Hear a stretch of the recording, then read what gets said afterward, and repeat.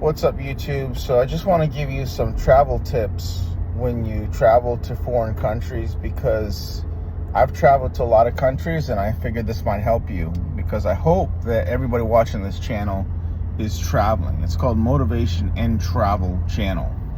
So when you go to a foreign country, you want to make sure you have someone there. Have someone there pick you up. Make sure you know who the person is in advance. Why? Because you're the most vulnerable when you're coming in from the airport. You have your passport, you have all your money, you have everything that's valuable to you is with you on that airport pickup. Okay?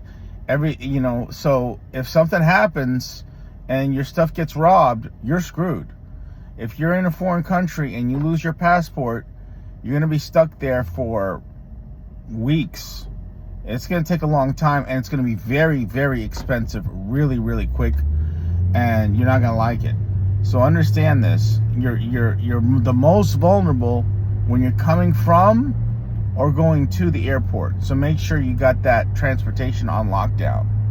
So I just wanted to share that with you.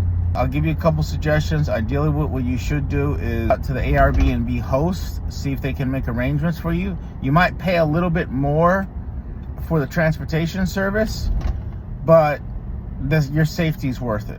The other option is go with a public transport that you know is a 100% transport. They could screw you. Like, for example, I've been in Ukraine before, and this was many years ago. This was back in 2011.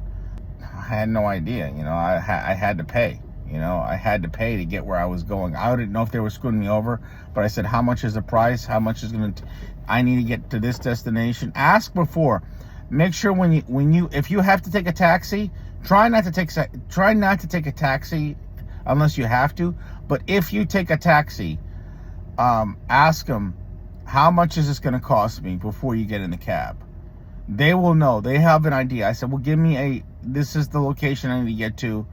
Give me an idea. Yeah, how much is this going to cost? Say, give me an idea how much it's going to cost. And he'll tell you.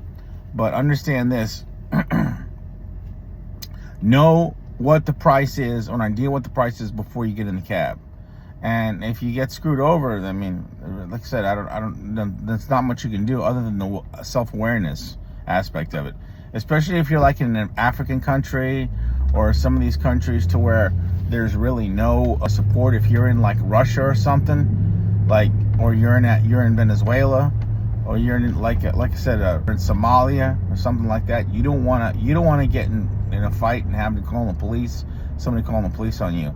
I'll tell you what happened with me, and this happened in Ethiopia years ago. What happened was, I asked a guy how much this is going to cost. It was a taxi cab driver. I said, how much is it going to cost? And he gave me a certain amount. I said, fine. I said, I agreed to pay it. He took me to my hotel. All of a sudden, the price was double from what he said. And I'm like, hey man, no, this is not the deal we had. So I thankfully, at the hotel, it was in Addis Ababa. Addis Ababa is the capital of Ethiopia.